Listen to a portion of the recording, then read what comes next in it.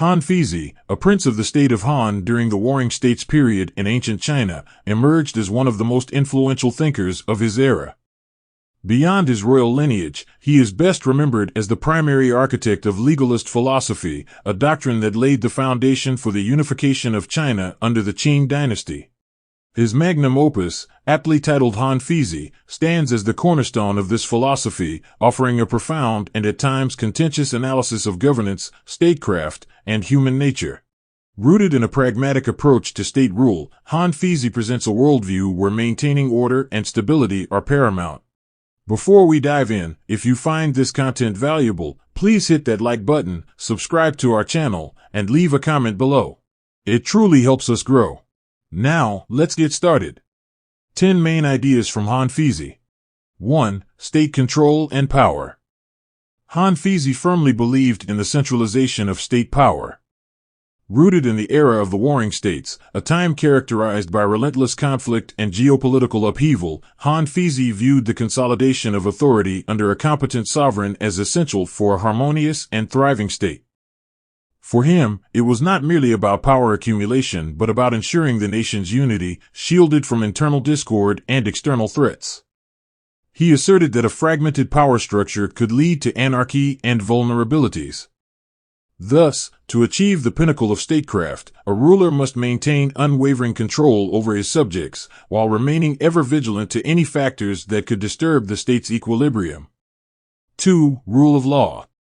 In contrast to the traditional Chinese philosophies that emphasized leadership through virtue or moral exemplariness, Han Feizi staunchly advocated for the rule of law.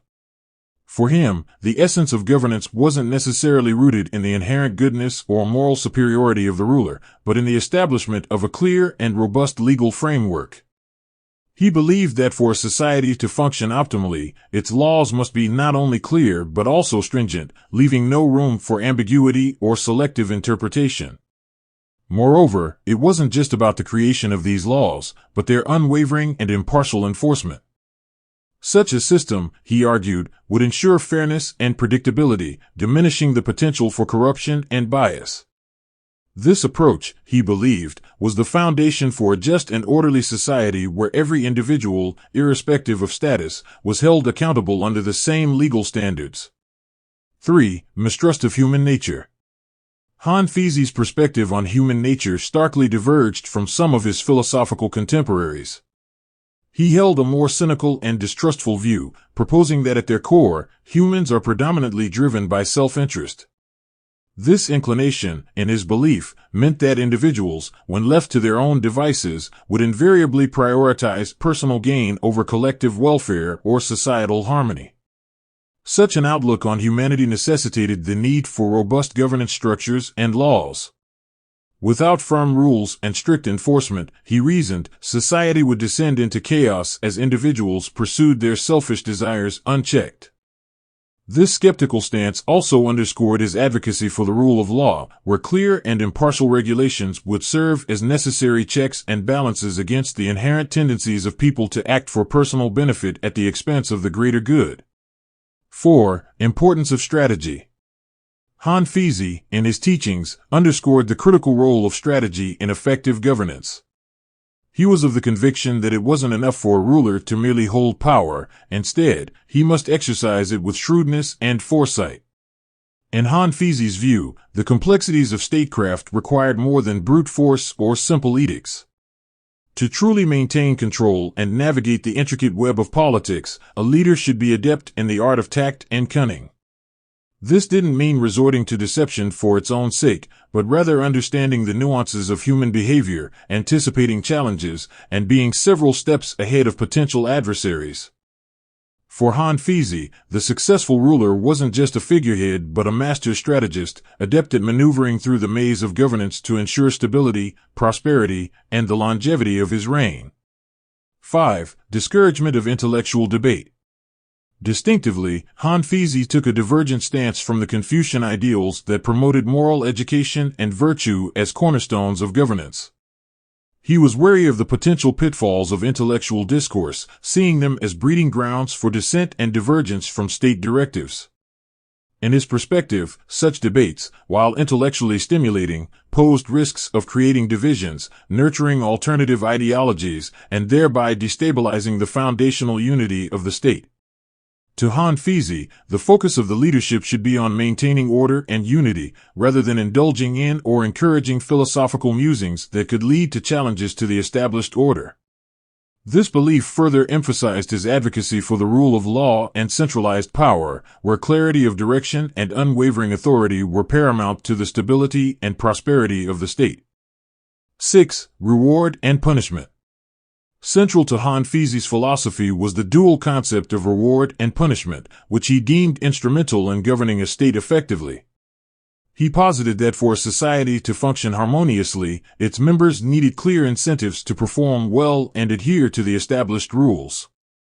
Accordingly, he advocated for a system where individuals were recognized and rewarded for their merits, dedication, and unwavering obedience to the state's directives.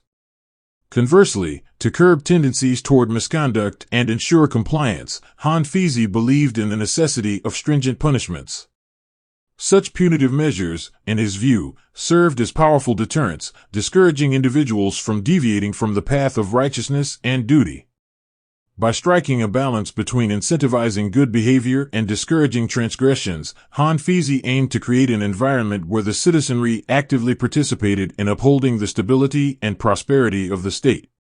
7. Non-action, Wu-wei, and leadership.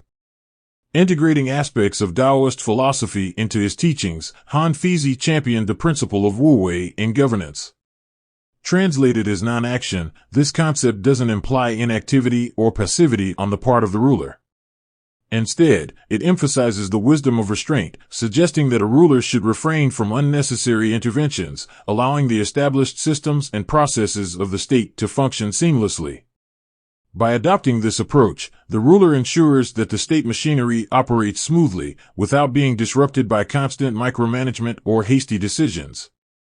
Han Feizi believed that through Wu-wei, a leader can maintain a harmonious balance within the state, ensuring its stability and growth. This hands-off approach, combined with his advocacy for a robust legal framework and strategic governance, encapsulates Han Feizi's holistic vision for effective leadership. 8. Importance of advisors. Han Feizi, in his profound understanding of governance, acknowledged the crucial role that advisors play in the court of a ruler. He believed that for a ruler to make informed and wise decisions, the counsel of loyal and skilled advisors was indispensable.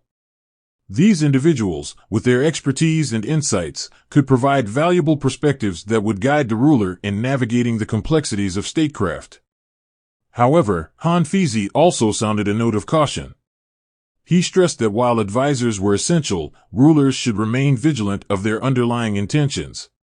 The danger, he warned, lay in becoming excessively reliant or influenced by them, leading to potential manipulations or deviations from the ruler's true vision. In essence, while valuing their advice, rulers should maintain a discerning mind, ensuring the state's best interests always remain paramount. 9. Statecraft over personal morality. Han Feizi presented a perspective that somewhat deviated from the prevailing Confucian ideals of his time. He postulated that while personal morality and virtue are commendable, they should not be the foremost concerns for a ruler. Instead, the crux of effective governance, in his view, lay in prioritizing the overall stability and prosperity of the state. A ruler's decisions and actions should be geared towards the greater good of the state, even if it meant sidelining personal ethical dilemmas or moral considerations. In essence, Han Feizi believed that the complexities of governing a vast and diverse populace required pragmatic decision-making and often difficult choices. The ultimate measure of a ruler's effectiveness wasn't his personal virtue, but the harmony, growth, and resilience of the state under his leadership. 10. Critique of other philosophies. Han Feizi was not one to shy away from challenging the dominant ideologies of his era. Through his writings, he often critically engaged with the teachings of Confucianism and Taoism, two influential philosophies of his time. While he respected certain elements of these doctrines, he believed they had limitations when applied to the practicalities of governance. In contrast, he championed legalism, positioning it as a more pragmatic and effective framework for statecraft. By underscoring the importance of clear laws, centralized power, and the rule of law, Feizi contended that legalism offered a structured approach to governance, which was essential in a complex and ever-evolving political landscape. His critiques were not mere academic exercises, but were aimed at emphasizing the need for a philosophy that was grounded in the realities of administration and governance. In conclusion, Feizi provides a deep dive into legalist thought, emphasizing pragmatism, strict governance, and the rule of law. It remains a vital read for those interested in Chinese philosophy, political theory, or the intricacies of statecraft.